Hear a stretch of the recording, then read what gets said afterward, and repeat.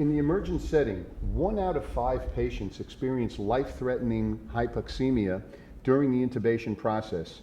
In your expert opinion, why do you believe this occurs? You know, it's not surprising actually that 1 out of 5 patients in the emergent setting experience hypoxemia during intubation. Why do I think that happens? I think it's because patients are not positioned properly nor pre-oxygenated well in that setting. In fact, patients even on the elective setting aren't usually positioned properly and pre-oxygenated well. But especially in the emergent setting, this seems to be more problematic. Ideally, patients would receive oxygenation well before the intubation process. They can be administered 100% oxygen for about 3 minutes, normal tidal volume breathing, and that really sustain a good oxygenation level prior to induction and intubation.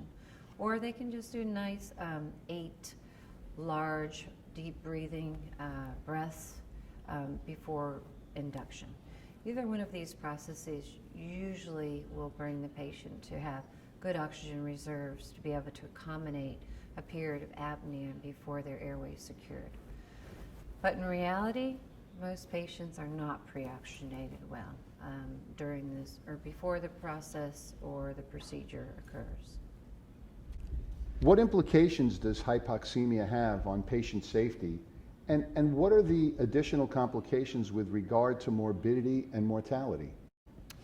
If patients aren't pre-oxygenated well, then they don't have that safe apnea period, meaning once we go ahead and induce the patient, administer an anesthetic, they lose consciousness and stop breathing. We often also administer a muscle relaxant. In that situation, if they haven't had a good enough oxygen reserve, then they don't sustain this apnea period very well. And when we have a patient who's at higher risk for intubation difficulty, we even need more time to prepare the patient, and maybe if the first intubation attempt is not successful, this allows further intubation attempts or airway maneuvers to occur, and the patient is still oxygenated. Once a patient stops breathing or we take their breath away and they start desaturating, the oxygen desaturation curve is actually quite steep. So once it decreases below 90%, the curve is fairly steep and it goes down very abruptly. So the better we can pre-oxygenate our patient, position our patient, which even optimizes pre-oxygenation in and of itself, then we have a longer time in which we can safely secure the airway. If we don't safely secure a patient's airway, certainly morbidity, mortality is going to be high.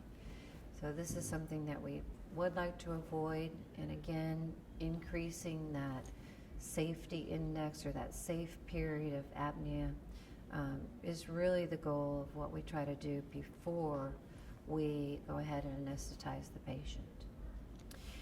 There are certainly certain patient populations that are higher risk for desaturation to occur in a limited period of time. Patients who are morbidly obese, pregnant patients, patients with poor pulmonary reserve, such as patients with chronic COPD, asthma, they may have lung cancer, even obstructive sleep apnea.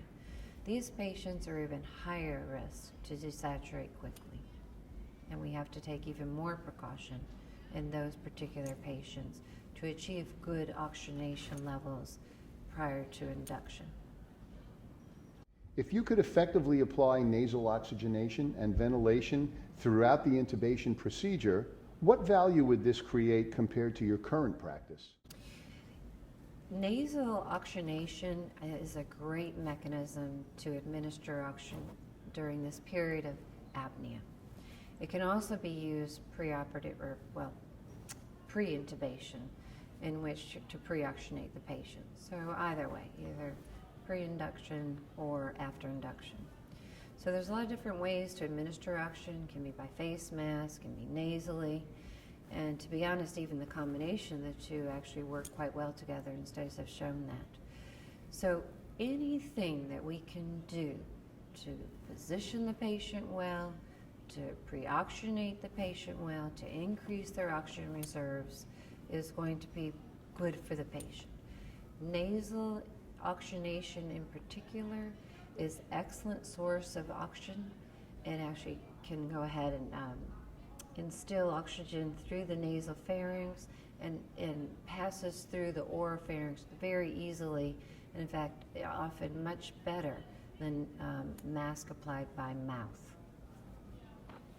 Excellent. If we had a process that would be consistent, uniform, easy to use, something like this may even enhance our practice even further. You know, one of the primary responsibilities of an anesthesiologist is to secure a patient's airway. This is basically what we do, and a lot of people say the ABCs of medical care. And the first one was A is airway, and B is breathing, and C is circulation. Now, the American Heart Association changed that to CAB, meaning chest compressions first, then airway, then breathing, because a lot of layman people out there don't want to touch people's mouths and do mouth-to-mouth resuscitation. That's why it changed. But for us in the hospital, or even myself out of hospital, I'm going to manage the airway, because I know if I don't manage that airway, things are not going to go well for that patient. If we don't oxygenate and ventilate our patient properly, significant complications can occur, leading to respiratory failure, cardiac compromise, and death. So it is very important for us to be able to maintain a patient's airway through oxygenation and ventilation, through whatever means that we choose, whether it be mass ventilation, endotracheal intubation, or even, if we had to, through a surgical airway.